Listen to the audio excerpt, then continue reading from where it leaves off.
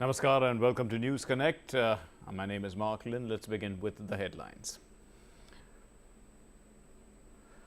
Prime Minister Narendra Modi attends the valedictory session on the third and final day of the Combined Commanders Conference in Kevadia in Gujarat.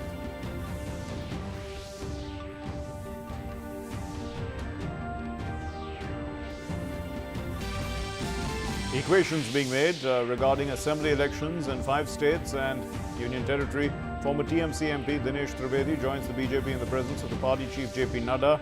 In the south, the BJP and the AIDMK sealed seat-sharing deal. The BJP to contest 20 seats. The Congress party to finalize names of candidates for West Bengal and Assam. The Union Health Secretary holds a high-level meeting on the COVID management in 8 states and Union Territories. Meanwhile, the centre rushes a high-level public health team to Maharashtra as well as to Punjab to assist in COVID-19 control and containment measures. Vaccination against COVID-19 makes rapid progress in the country. More than 1.94 crore people have been vaccinated. The Union Ministers, Nitin Gadkari, Narendra Singh Tomar, Sadananda Gowda, they get their jab. India's vaccine Maitri reaches Somalia and Liberia.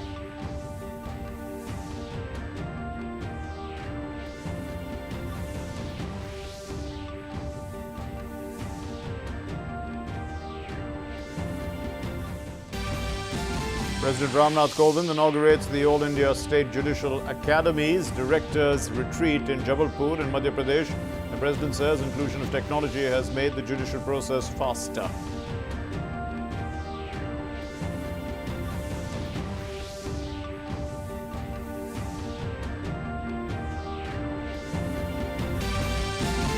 U.S. Senate Democrats reach a deal on jobless aid in Biden's $1.9 trillion COVID-19 bill. The deal would scale back the level of jobless benefits provided in the version of the bill that passed the House of Representatives last week.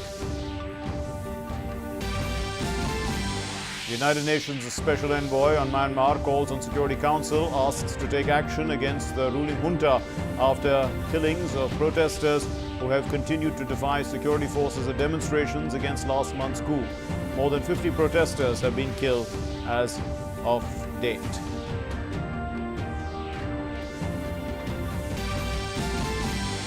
In cricket, India has won by an innings and 25 runs the 4th and final test, winning the series 3-1 against England in Ahmedabad.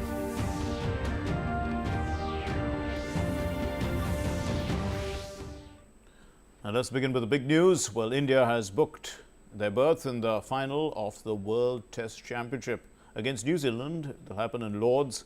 Well, England suffered another batting collapse as they lost wickets at regular intervals in the match in which India sealed an emphatic 3-1 series win. So India won by an innings and 25 runs. Zach Crawley, Johnny Bairstow, Dom Sibley, they fell in quick succession in the first few overs of the second innings. And Ben Stokes also departed later. Oli Pope made 15 runs, but he was then stumped by Rishabh Pant, and England were at 65 for 5, looking pretty meagre at that time. Joe Root, who put up some resistance, went LBW as England's hopes of an unlikely turnaround faded after that. Earlier, India had wrapped up their first innings before lunch, taking a lead of 160 runs. The hosts posted 365 in reply to England's first innings score of 205. Washington Sundar stood out. He was left stranded, unfortunately, on an unbeaten 96, missing out a ton by a narrow margin. Anil Thomas is now joining us with more on this. Anil, so let's try and put this into context. Why is this such an important victory for India? Well, it's important in 2 contexts. First, losing that, the opening test of a 4-match series, bouncing back in style to finish it off in 3-1.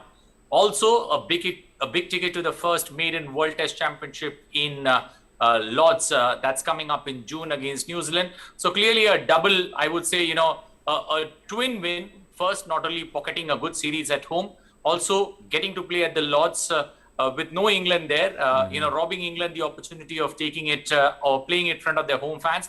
But India versus New Zealand contest there. So clearly it's a twin joys or a twin moment of celebrations for Team India, because after you lose the first test, then to bounce back and win the next three was an uphill task. And I think Virat Kohli and Ravi Shastri put together the right combination there, and India having the last laugh in the series. Indeed, and youngsters contributing once again, as happened in Australia. We see Rishabh Pant, Washington Sundar.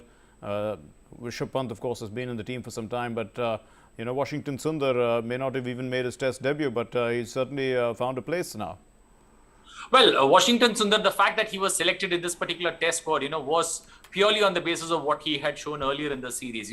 This particular Test match purely looked like a Kuldeep Yadav's inclusion into the playing 11, considering that, in the last Test match that he had played before he got a chance in this particular series, he had a 5-wicket haul against his name. But his batting was that one thing that clinched his spot in this Test squad, and clearly he once again came to the party. At that point of time, when when he had walked out to bat, 144 for 6 at that point of time. And then the way he built that particular innings, along with giving good support to Rishabh Pant, who went hammer and tongs, but then he managing to hold fort at the other end, clearly giving support to Rishabh Pant as he exploded there.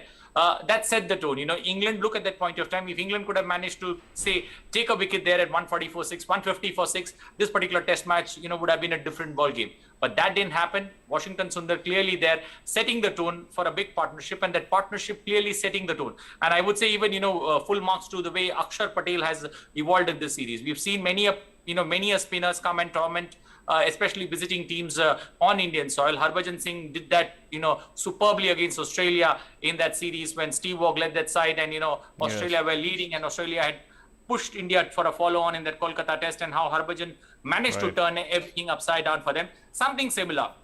Akshar Patel now, in this particular series has been has enjoyed a superb run, a stranglehold on the English batsman, and the English batsmen seem to be in ifs and buts, especially playing him. Even when he bowled a straighter one, they seem to be, too much of a cautious mode. And I think English batsmen paid a huge price because of the way, they were having some kind of a mental block when it was, when it came to tackling Akshar Patel. And, another Gujarati spinner there, coming to the party. You have many spinners in the past, left-arm spinners who have come from Gujarat. You've got Ravindra Jadeja that you could remember of, Dilip Joshi, many spinners there. And, he joining that elite club of spinners who have pushed the English batsmen, especially on the back foot. So you mentioned Ravindra Jadeja and Dilip Joshi. How would you look at Akshar Patel in comparison? Does he bowl a little faster? Because the days of the orthodox spinner are probably different now, because they play all varieties of the game and probably need a little speed. And does that make a difference? On a pitch, did the pitch help the spinners, or would you say that it was just good bowling? Well, I would say, a mixture of both. The pitch did assist spinners, and that's not all. He's bowled a perfect line. Even when Ashwin too did have a wonderful series in this particular innings. He managed to pick 5 wickets. Ashwin picked 5, but Ashwin did have, his off days. But then Akshar Patel has been just tremendous in this entire series. The way in which he went about, having a grip over that English batsman. As soon as the ball was thrown to him, the English batsman somewhere seemed to be, in an overcautious mode, especially when you play Test cricket. There are 2-3 ways to go about troubling, the opposition. Graham Gooch showed us in 1987 using the reverse sweep, or sweeping away to glory. That 1987 World Cup semi-final still very much fresh in our minds when we lost, because Graham Gooch and Mike Getting decided to sweep the entire afternoon. They decided to use the sweep shot to great comfort. Joe Root did succeed in the first innings, but I think Indians managed to get around him. And after that, Joe Root never looked comfortable, especially playing, the spin duo of Ashwin along with Akshar Patel. But Akshar has got that right combination. He bowls a bit more straighter, and he's got a bit more pace in the air. But Anil, Lords is a different pitch altogether. It's a ground which has a slight slope. It generally doesn't really favor spinners. It's more for fast bowlers. How do you look at India's combination going into that World Test Championship final? Well, we still got, roughly around 3 months left for that to happen. I surely go with that point. It's a downhill kind of, a ground that is there. But remember, this particular World Test Championship is an ICC property, and ICC properties generally have neutral grounds. So it's not going to favor either of the sides. And I would say, the spinners as well as the pacers would have some role to play on that particular track. Or it's going to be really neutral. You will have to play yourself in. Any team that bats well and bowls well manages to win that particular World Test Championship. True. But yes, clearly looking at the way things stand, and if you look at India's record in the last 5 years, even while traveling abroad or playing at home, India seems to be the only team that's somewhere in a comfortable position. If you look at the top 5 teams, that purely in terms of Australia, England, South Africa, even New Zealand in that same coterie, they look comfortable at home, but they look in ifs and buts when they play abroad. And India surely has to, reverse that trend when it comes to playing abroad and also playing on the home ground. So India has, a great batting lineup, but this has always been the case with India. It has a great batting lineup on paper, and they have to perform. And they perform in patches. It's rare when all of them perform well together. So what do you think? I mean, do we need to work on our batting a little bit, more consistency from the top? Well, I think more consistency from the top, because this particular series has been won irrespective of the fact that, you didn't have our number 1 batsman there, Virat Kohli, coming good in this entire series. He did play a patch in that losing test match, but he's never come good in this entire series. And he's had a patchy year. The 2021 has been a bit patchy for him. So having said that, you still haven't seen Ajinkya Rahane come into the elements here. So it's been Rohit Sharma, Rishabh Pant, Cheteshwar Pujara, and, Ajinkya and Virat in innings or two that they have played good. But having said that, I would surely say that that particular World Test Championship final is going to be a different ball game. You're going to have it's the maiden one. You would love to win at the Lords. We did it in 1983. Can we do it again this time around in white clothing and over 5-day cricket? That's worth watching out for. But I would say India still has a balanced side as compared to New Zealand. Remember, New Zealand would find it difficult in case it's a neutral track and the spinners have something to do on that particular wicket on day 4 and 5. I think India would have a better chance compared to purely in terms of the bowling. Do you think Shubman Gill has done enough to find his place in the team? He hasn't performed reasonably too well in the series against England. Of course, he did very well. Well, he's done himself good. But he's done good abroad. That's what matters. When selectors sit down to pick the spot for the World Test Championship, the big lots of other openers. There are also lots of other openers in the wings. I mean, I take that point, but he surely would be in consideration. He's not had a good series, but then he did perform well in the last series that we played abroad. So that surely is going to be a key consideration that one looks at. But remember, we also got that T20 IPL that might come into play much before the World Test Championship. So IPL will have a big role to play in the way in which things are managed for the World Test Championship. But I would still say that I would still put Shubman Gill very much in contention for a place in that World Test Championship final squad. Okay, we'll leave it there. Thanks very much, Anil Thomas, for those inputs. Moving on then to our next story. Prime Minister Narendra Modi has attended the valedictory session on the 3rd and final day of the Combined Commanders Conference, which happened at Kevadia in Gujarat. And a defence exhibition was also set up in Kevadia, showcasing various defence equipments developed by the defence startups in the country. And Meghna now joins us on the phone line with an update on this story. Well, Meghna, the startups are important. There was an exhibition of the startups in the defense space. This has been a very closed and secretive area, but now that it's opened up to the startups especially, there's a lot more interesting technology that is emerging, and it's good for our country. Undoubtedly, Mark, when we actually look at the, cutting-edge technology that has been introduced through the medium of startups in the defense sector, this has definitely become important, because when we talk about indigenization and modernization of the forces, we definitely will need the help of startups to, bring in some cutting-edge technology and modernize our forces. And when we talk about, different kind of the displays that have been put, there are different kind of displays that have been put as there as well. And despite knowing that there has been an allocation, the defense budget for the financial year 2021-22 has seen a nearly 19% increase for the defense capital expenditure. So this outlay is definitely quite a lot when we talk about the defense expenditure, procurement of military equipment, procurement in the defense sector. And besides that, when we see that this is a combined commanders conference, So not only the commanders, but there are also JCOs this time who have been, brought into the picture, and to get the feedback from them. So because these are the people who are really on the ground. So feedback has also been taken from them, and Prime Minister has, left just a short while back from the location. He has left from here. And so basically this all has become, the Prime Minister has been giving a vision, a mission to the entire conference. Definitely this is a very secretive, confidential conference. So the details are generally not out, or some details, maybe some pointers would come, in a short while from now. But definitely when we talk about the control of space, this has also become as important and critical that as the control of land, air and sea. And obviously when we see that full-scale wars are, nowhere to be seen. But definitely we need to rule and dominate the cyberspace as well. And, the duration of conflicts in the cyberspace, it's just a momentary conflict. So in the cyberspace also, in the cyber defense also, there have been talks. It has been on the agenda, and Prime Minister Narendra Modi has been reiterating that we have to do things in the cyberspace. We also have to do in the defense sector, in the space, in the sector of space.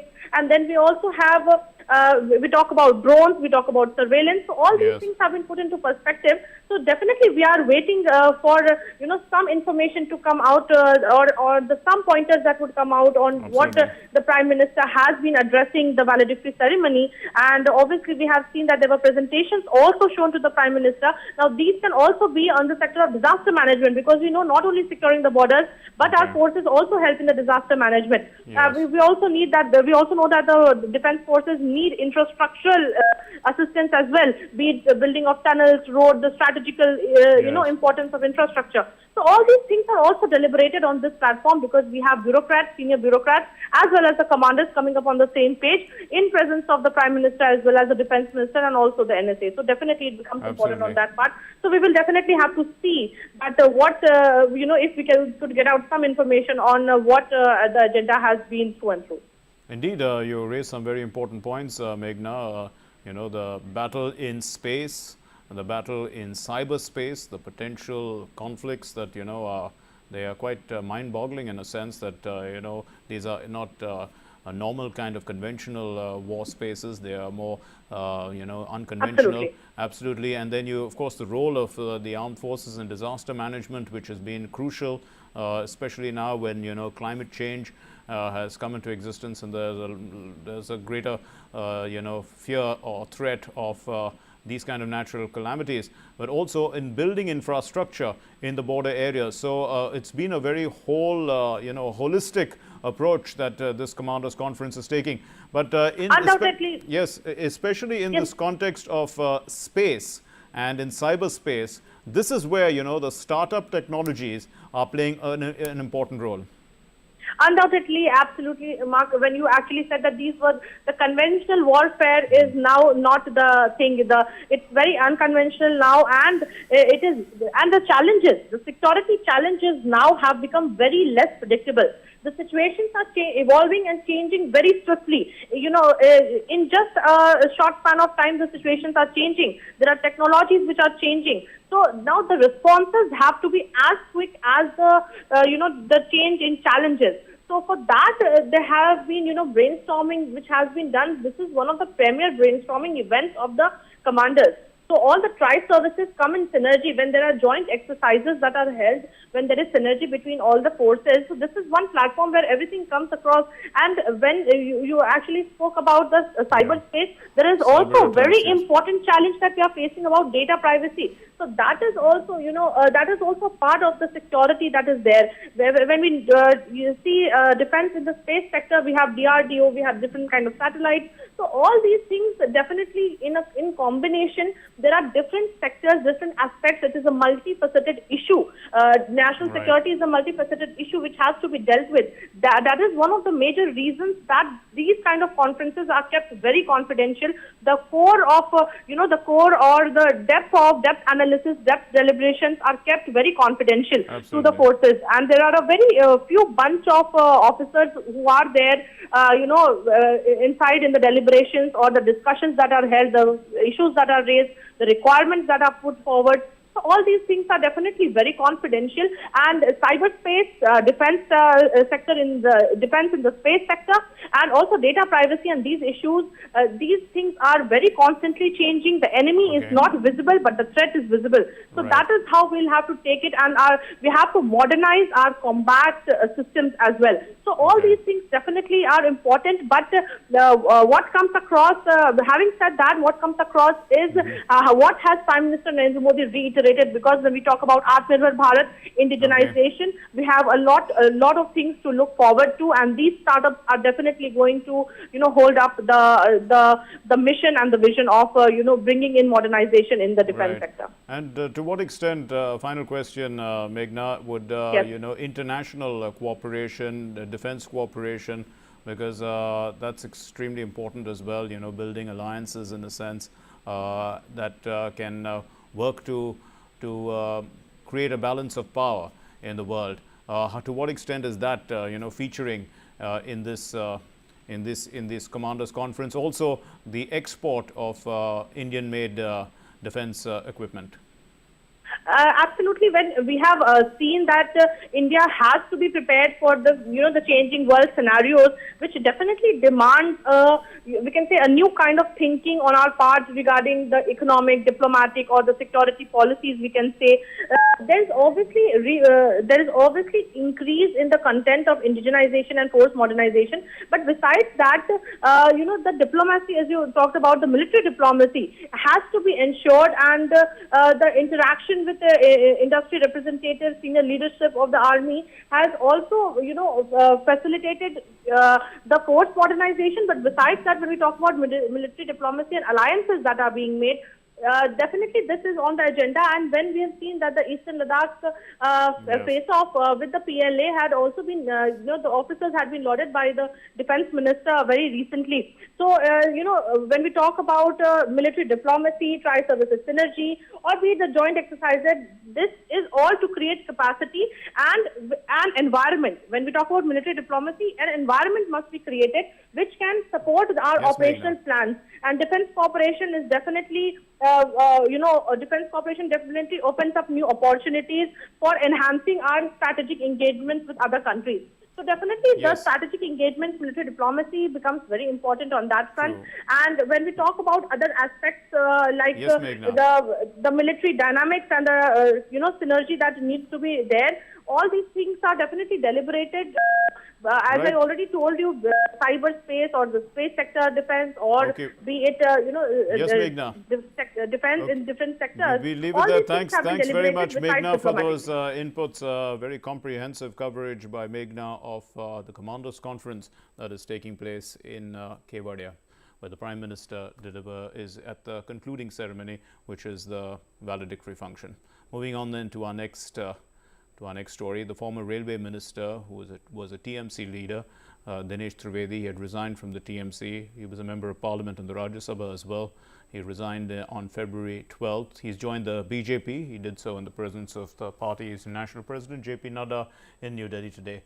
The Union Minister Piyush Goyal and other BJP leaders were present on the occasion. Dinesh Trivedi had resigned from Mamata Banerjee-led party, saying that he had felt suffocated. And the BJP President JP Nadda welcomed the former TMC leader Dinesh Trivedi into the BJP.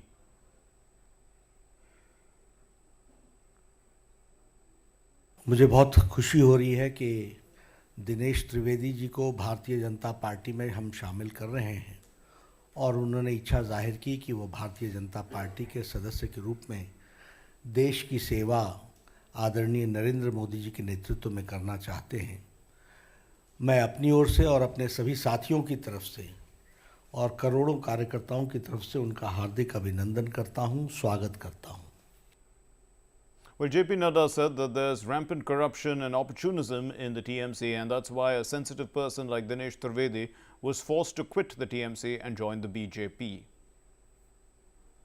Trinamool Congress में भ्रष्टाचार, अवसरवादिता, लोकतंत्र की हत्या, institutions को का गला घोटना, ये सब कुछ विराजमान है, और इसीलिए संवेदनशील, विवेकशील व्यक्तित्व दिनेश त्रिवेदी ने तृणमूल कांग्रेस को धत्ता दे करके भारतीय जनता पार्टी में इन्होंने ज्वाइन किया है और पश्चिम बंगाल में आप सेवा करेंगे। After joining the BJP, Dinesh Trivedi slammed Mamata Banerjee's politics in Bengal. The leader said that Bengal has rejected the TMC. People in the state want progress, not corruption. They don't want violence, and they are ready for a real change. आज मैं सचमुच ये जनता के परिवार में शामिल हुआ हूँ। और हम लोग क्यों शामिल होते हैं कि जनता की सेवा, ये मकसद तो यही होता है ना। अब वहाँ दूसरी पार्टी में मैं नाम नहीं लेना चाहता हूँ, अब सब जानते हैं, वहाँ एक परिवार की सेवा होती है। जनता की सेवा होती है कि नहीं मुझे पता नहीं है।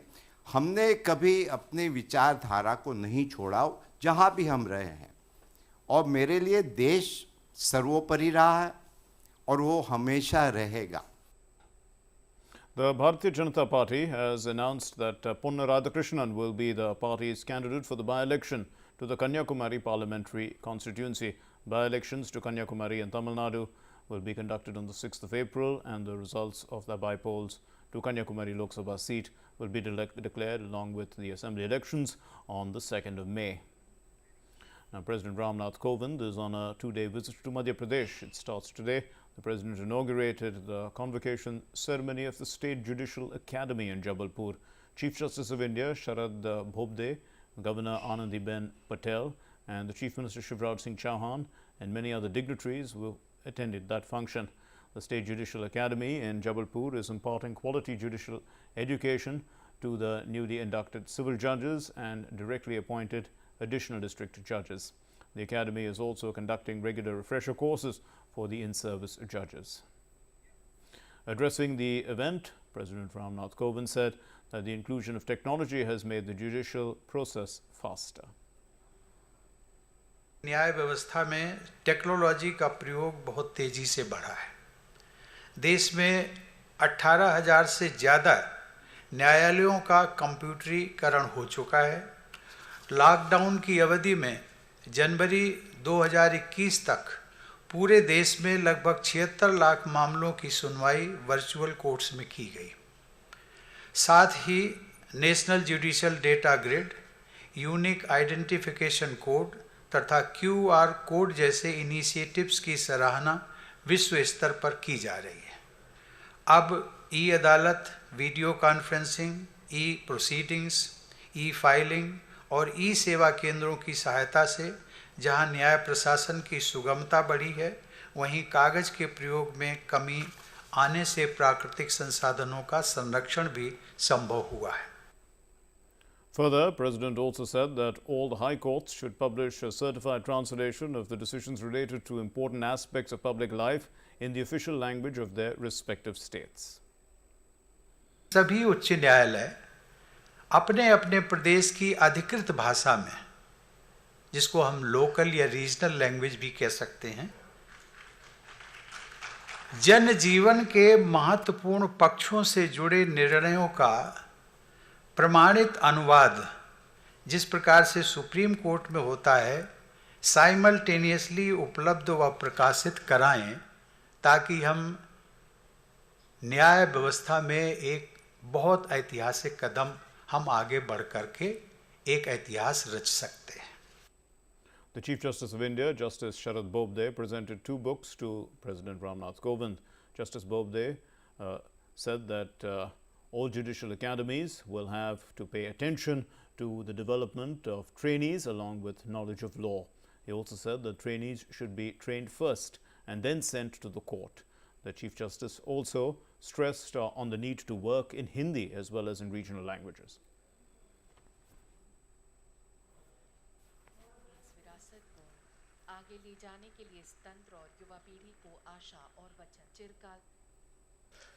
समय के साथ साइबर क्राइम अलग अलग प्रकार के वाद खड़े हुए हैं। आमतौर पर सबसे बड़ा कदम जो लिया गया है वो ये समझा जाता है कि वाद के अधिकार, लोकस स्टैंडाई जैसी संकल्पनाओं के मूलभूत परिवर्तन कर हम सिविल वाद से जनहित याचिका तक पहुंच गए हैं। मेरे विचार में सभी अकादमियों में को विधि के ज्ञान के साथ साथ प्रशिक्षु न्यायाधीश के व्यक्तित्व के सर्वांगीण विकास पर भी ध्यान देने की आवश्यकता है। Addressing the function, the Madhya Pradesh Chief Minister Shivraj Singh Chauhan said that India's judiciary is one of the best judicial systems in the world, and he stressed on the need for more skilled workforce and also the use of latest technology to strengthen it. Bharat की न्यायपालिका में गर्व के साथ कहता हूँ, दुनिया की सबसे अधिक प्रतिष्ठित न्यायपालिकाओं में से है। पहले केवल क्रिमिनल और सिविल के मामले होते थे, लेकिन अब तो साइबर क्राइम के अनेकों पक्ष है, जिस पर हमें केवल न्यायपालिका को नहीं, प्रशासन को, पुलिस को भी कई तरह की तैयारियां करनी पड़ेगी।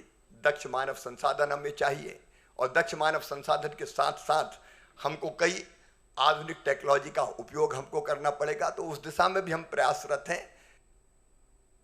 And more news related to the judiciary. Well, the Supreme Court of India has decided to begin hearing cases in hybrid form, which means that there'll be both a physical as well as a virtual hearing on an experimental basis. It will start from the 15th of March. The Supreme Court has said that on a pilot basis, hearing and regular matters listed on Tuesdays, Wednesdays and Thursdays will be heard in this hybrid mode after the consideration of the number of parties in a matter and the limited capacity of the courtrooms. However, all other matters, including those listed on Mondays and Fridays, will continue to be heard through video conferencing mode. The Apex Court has issued several directions and standard operating procedures for the court's functioning in consideration of the ongoing COVID-19 pandemic and suggestions given by the bar associations. And let's now look at the COVID-19 update from across the country. This is as per the Health Ministry's update. 14,234 cases in the last 24 hours. The cumulative total of recovered patients is 1,08,54,128, and the recovery rate currently stands at 96.98%. The active caseload is at 1.80 lakh today. The country's present active caseload consists of 1.61% of the total positive cases. The fatality rate stands at 1.41%. Well, the Health Secretary, Rajesh Bhushan, and the Member Health of Niti Aayog, Dr. Vinod Paul, they interacted with Health Secretaries and MDs of NAHM of the Haryana and Andhra Pradesh, Odisha, Goa, Himachal Pradesh, also Uttarakhand and the Union Territories of Delhi and Chandigarh. They reviewed the ongoing public health measures. This is of surveillance, containment and management of COVID cases in the wake of the steep rise in daily new cases of COVID and also the higher number of active caseload being reported from these 8 states and Union Territories.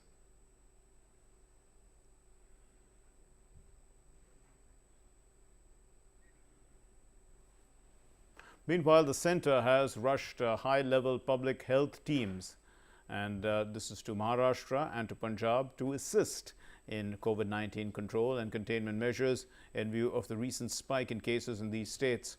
They are being deployed to assist the state health departments in COVID-19 surveillance, control and containment measures. The high-level team to Maharashtra is led by Dr. P. Ravindran, the Senior Chief Medical Officer, Disaster Management Cell, the Ministry of Health and Family Welfare, while the public health team to Punjab, it's being led by Dr. S.K. Singh, who is the Director of the National Centre for Disease Control, New Delhi. So these teams will visit the hotspot areas in the states and ascertain the reasons for the surge. They will also brief the Chief Secretary and the Secretary Health on their observations and remedial measures to be undertaken by the state health authorities. Now, the cumulative number of COVID-19 vaccine doses administered in the country has crossed 1,94 lakh. A total of 1,94 lakh 97,704 beneficiaries have been vaccinated across the country. The countrywide vaccination drive was rolled out on the 16th of January this year, and vaccination of the frontline workers started from the 2nd of February. The next phase of COVID-19 vaccination commenced from the 1st of March for those who are over 60 years of age and for people aged 45 and above with specified comorbid conditions. The second phase of vaccinations, as we know, is going on and is gaining momentum. While the union ministers too are being inoculated. Union Minister Nitin Gadkari got his first jab of COVID-19 vaccine at AIIMS Hospital in Nagpur. Gadkari, along with his wife Kanchan Gadkari, they were given the vaccines today. Gadkari said that the vaccine is safe, and he appealed to people to come forward and get themselves vaccinated.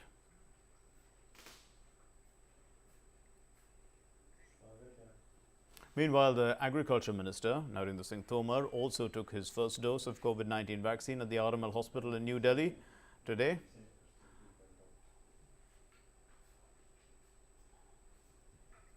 And the Union Minister for Chemicals and Fertilizers, D.V. Sadananda Gowda, he also got his first dose of COVID-19 vaccine. He did so in Bengaluru today.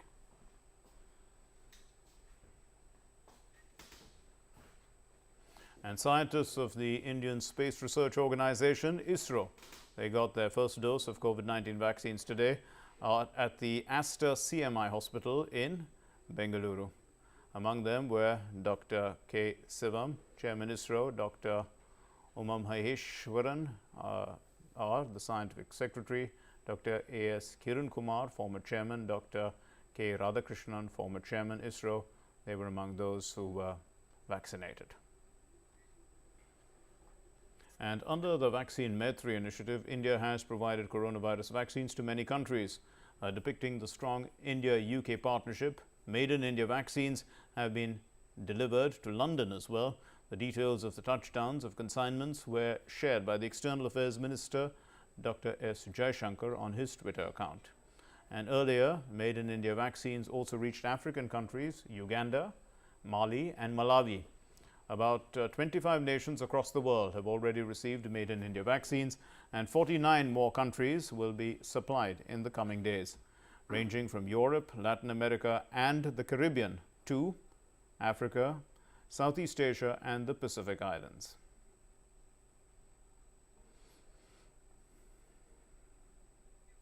A consignment of indigenously developed COVID-19 vaccines also reached Somalia today. India is providing vaccines to a number of countries in the fight against COVID-19.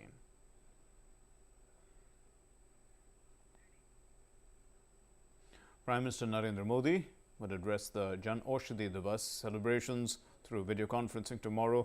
He will dedicate to the nation the 7,500th Janoshiddhi Kendra at Northeastern Indira Gandhi Regional Institute of Health and Medical Sciences in Shillong.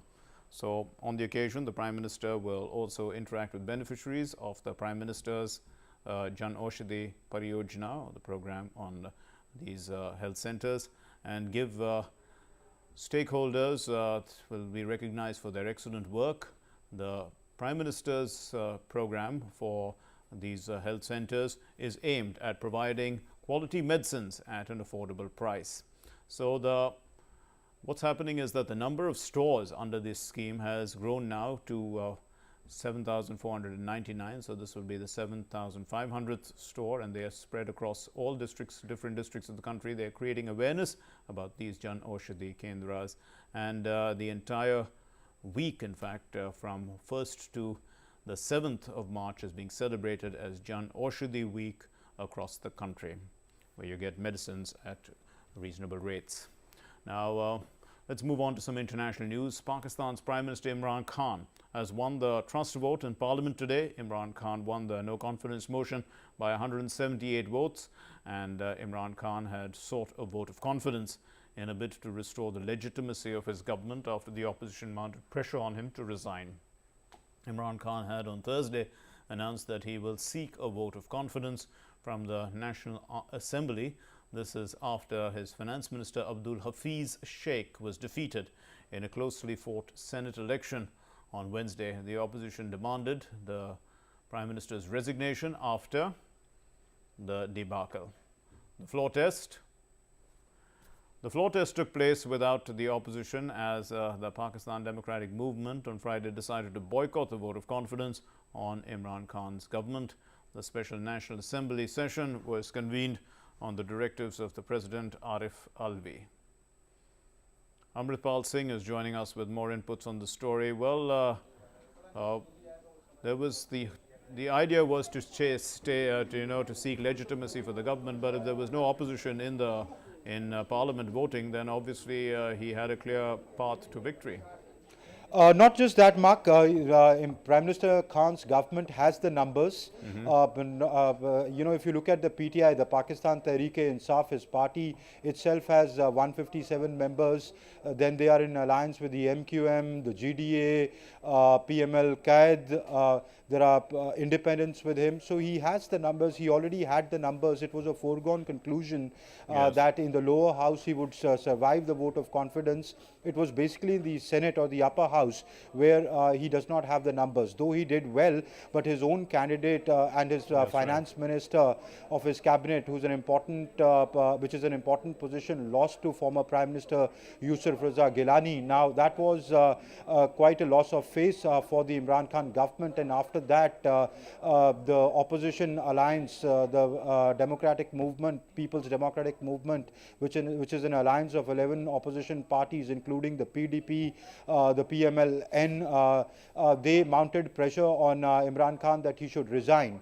Okay. Now, Imran Khan basically, by moving this trust vote and now winning it, wanted to once again, restore legitimacy of his government, because questions were being asked about his government's legitimacy. Now he's proved the majority on the floor of the House, so he has a certain amount of breathing space. There are various accusations against his government. Political pressure is mounting on him. The PML Nawaz's President's daughter, Maryam Nawaz, has been leading political rallies against his government. So, sort of to ward off that criticism.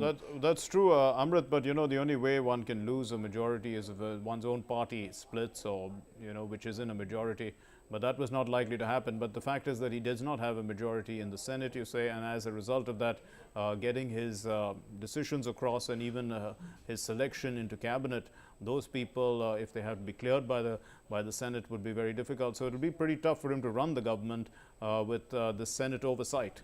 Mark, unlike the United States and more like India, the government doesn't need to get their cabinet ratified from the parliament. I mean, the Prime Minister has the choice. We've chosen the Westminster model of governance, where the Prime Minister can choose to appoint his cabinet, only that the members of his cabinet or his council of ministers need to be members of the either house. He does not, as I said, he does not have the majority in the Senate. His party did well, improved its tally as compared to the last time, but he lost the hotly contested seat. And also after that, there was a lot of ruckus. He accused the Election Commission of not conducting free and fair elections for the Senate. He also accused his own party members of defecting and not voting for his candidate. He lost by, Sheikh lost by a very narrow margin of 169 to 164. Former Prime Minister Yusuf Raza Gilani got 169 and he got 164 in the Senate elections. But that was a close call, but yet he lost it. So he's basically tried, but you're right that he hasn't been able to get many of his decisions ratified by the parliament, which need to be passed by the parliament. For example, he's trying to, or that's what the Pakistan government claims, that he's trying to get a lot of laws ratified given the pressure of the FATF, and the opposition is accusing him of passing stringent laws, and they call them very draconian laws, which the opposition fears that in the name, in the war against terror, he might use them against his political opponents. So his government is facing that sort of crisis, Mark. We leave it there. Thank you very much, Amritpal, for those inputs. Amritpal Singh joining us from the newsroom. Now moving on then, Pope Francis began a historic meeting with Iraq's top Shiite cleric, Grand Ayatollah Ali al-Sistani, in a powerful appeal for coexistence in a land torn by sectarianism and violence. Pope Francis's meeting in the holy southern city of Najaf during a whirlwind and risky tour of Iraq marked the first time that a pope has met with a senior Shiite cleric. And the Pope has visited predominantly Muslim countries, including Turkey, Jordan, Egypt, Bangladesh, Azerbaijan, and the United Arab Emirates and the Palestinian territories, using those trips to call for interreligious dialogue.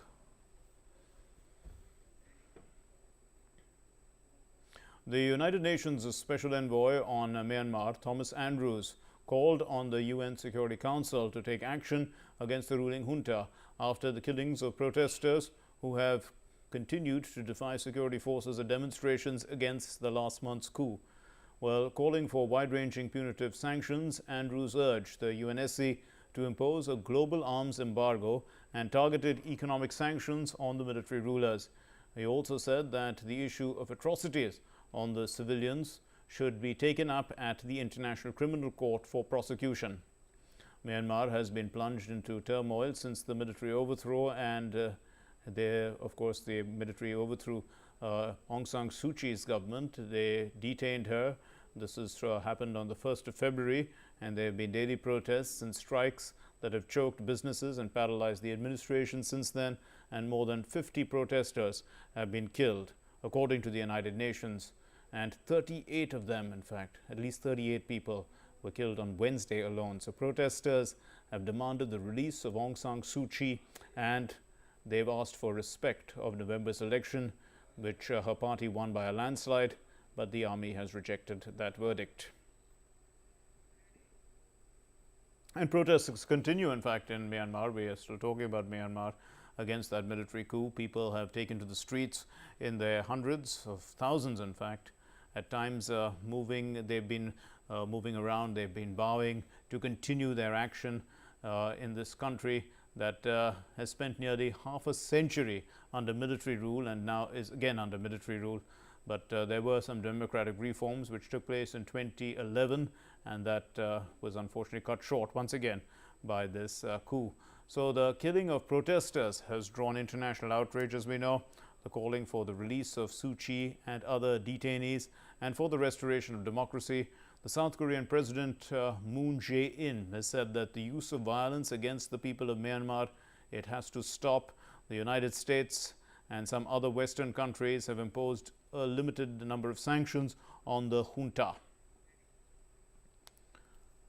And talking about the United States now, news from there. Well, the Democrats in the Senate, they have resolved their differences of unemployment aid to President Joe Biden's $1.9 trillion COVID-19 aid bill, enabling them to move forward with the sweeping package after hours of delay.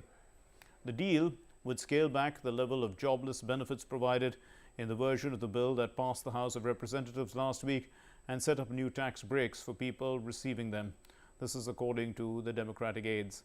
Unemployment aid was just one of many friction points in the sweeping bill. It's a big package, but I think that we need to go big now and that we can afford to go big. And the most important thing is to get our economy back on track and help people get their lives back in order to make sure that this pandemic doesn't permanently scar our workforce. And I think this is what we need. I'm hopeful that next year, with a package of this size, we can be back at full employment. In the United States, the Biden administration is increasingly sounding the alarm over a series of newly discovered cyber intrusions that Microsoft said this week were linked to China. The White House said that the hackers behind the powerful set of digital intrusion tools exposed this week have racked up a worrying number of victims. The latest indication that the cyber espionage campaign targeting Microsoft Corp's this is their Exchange email software. It poses a serious threat. Wielding tools that exploited 4 previously unknown vulnerabilities, the allegedly Chinese group that Microsoft dubs as Hafnium, that's been breaking into email servers. They've done so since January, remotely and silently, siphoning information from their inboxes without having to send a single malicious email or rogue attachment. We were talking significant vulnerability that could have far-reaching impacts. First and foremost, this is an active threat. And as the National Security Advisor tweeted last night, everyone running these servers, government, private sector, academia, needs to act now to patch them. We are concerned that there are a large number of victims and are working with our partners to understand the scope of this. So it's an ongoing process, Trevor, I would say. Network owners also need to consider whether they have already been compromised and should immediately take appropriate steps. The Cybersecurity and Infrastructure Security Agency issued an emergency directive to agencies, and we're now looking closely at the next steps we need to take. It's still developing. We urge network operators to take it very seriously. We were talking a little earlier in the bulletin about this, in fact, about cyber warfare. Now moving on then to our next story. NASA's Mars rover Perseverance has taken its first short drive on the surface of the red planet. The drive has happened 2 weeks after the robot science labs touched down on the floor of the massive crater that was there on that planet. The six-wheeled car, it's a car-sized astrobiology probe, put a total of 6.5 meters on its odometer during a half-hour test spin within the Jezero crater. The crater site is of an ancient, long-vanished lake bed and river delta on Mars. The US President Joe Biden has congratulated and thanked the team at NASA who were involved in the successful landing of the Perseverance rover on Mars.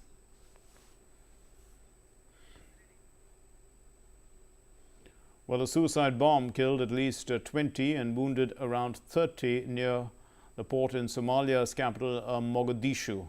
The blast that occurred outside the Lul Yamani restaurant, happened in a vehicle, sent plumes of smoke into the sky and triggered gunfire. So far, there's no report of any destruction of property, and the police had cordoned off that area. No one has claimed responsibility for the blast.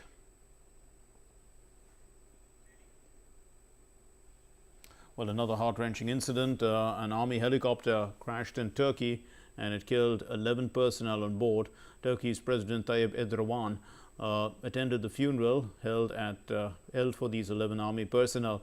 Turkey's defense ministry said that the tragic crash occurred in southeast Turkey when the helicopter took off from the Bengal province. They said that search operations were launched soon after that, but after it had lost contact.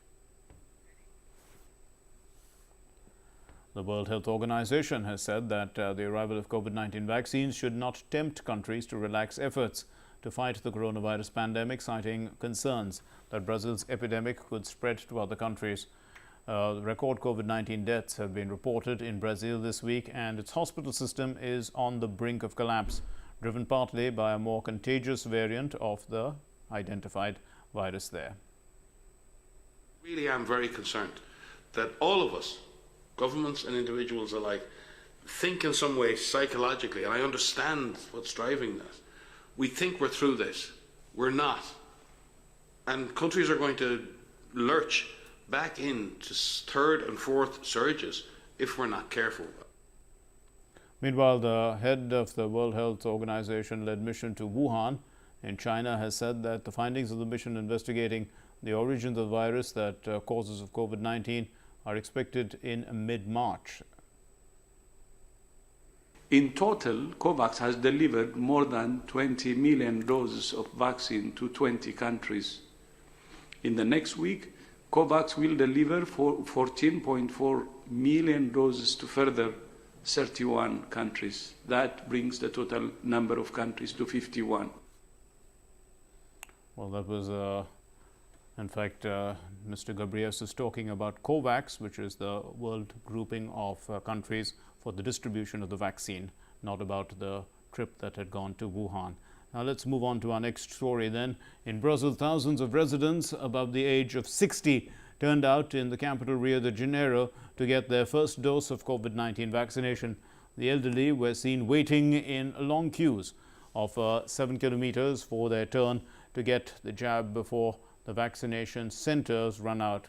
Now, despite having the second highest death toll in the world from coronavirus, Brazil has administered COVID-19 vaccines to just 3.5% of the population of that country. Canada's drug regulator on Friday approved Johnson & Johnson's COVID-19 vaccine, the fourth such shot to be given the green light as Ottawa, in fact, has brought forward deliveries of millions of Pfizer doses. The regulator authorized Pfizer-BioNTech and Moderna vaccines in December and AstraZeneca's in February. Each of these requires 2 shots. The Johnson & Johnson vaccine is the first single-dose vaccine approved in Canada, and Canada has pre-ordered 10 million doses of Johnson & Johnson vaccine, with options to order up to 28 million more.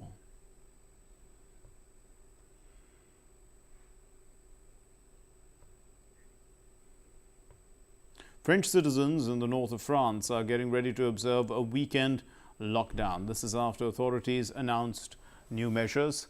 Well, the French, they've extended COVID-19 weekend lockdowns to the region around the Channel coast, the town of Calais, following similar lockdowns around Nice and Dunkirk. The lockdown will be in place at the Pas-de-Calais department, and this counts for about 1.4 million residents in northern France, and this will happen from this weekend. The Belgian Prime Minister has set out a roadmap for easing lockdown restrictions on Friday, even as COVID-19 infections rose, with Belgians being allowed to meet an increased number of people outside their home. The Prime Minister made that announcement after a string of protests by professionals and students across the country, and following a 5-month period of restrictions that have only allowed schools, shops and more recently hairdressers to operate. The government decided that from Monday 10 people will be allowed to meet outside from 4 now, and university students can attend 20% of lectures in person. Well, movie theaters reopened in New York City after COVID-19 induced closure of almost a year. As per the new guidelines released by New York's Governor Andrew Cuomo, the theaters have been allowed to open their doors with capacity of 25% and no more than 50 people per screen. Wearing masks and adhering to social distancing norms would be mandatory for moviegoers. Movie theaters outside of New York City were allowed to reopen on October 23rd after a months-long hiatus spurred by the coronavirus pandemic. The city has alone reported more than 17,000 cases of COVID-19, adding the cumulative tally of US to cross 2,95,93,000, with fatalities passing above 5,35,000.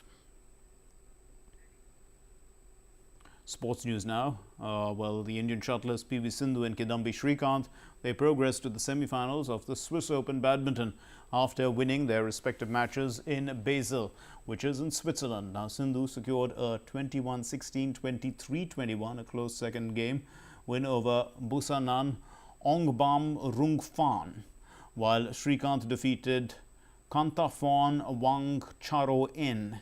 He won 21-19, 21-15, and they advanced in the competition. The world number 10 pair of Satvik Chirag, they have also advanced in the men's doubles semi-finals. They defeated the Malaysian pair of Ong Yu Sin and Theo Yi. They won 12-21, 21-19, 21-12. If fans weren't already excited for Roger Federer's return, this is at next week's Qatar ExxonMobil Open. They will be now, because the Swiss star has sent them a message from the airport on Friday before departing for Doha. Federer last competed at the 2020 Australian Open, where he reached the semi-finals. The 103-time tour level champion underwent 2 knee surgeries later in the year, and the 39-year-old has won 3 titles at Doha, where he has tallied a 26-3 record. Roger Federer sent a message to fans as he boarded the plane to Doha ahead of injury comeback. And with that, we conclude this News Connect for today. Thank you very much for being with us. Namaskar. So here we are, about to take off to fly to Doha. It's been a year since my last travel to any event, and I can tell you I'm very excited, and this may be also a moment where I can maybe thank all the people involved who made this possible.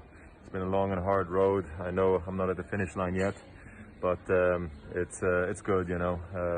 Feel like I'm in a good place. I've been practicing very well, and just really pumped up, and hope you guys are also going to tune in to watch it, and I hope I see you again very soon, and take care, everybody.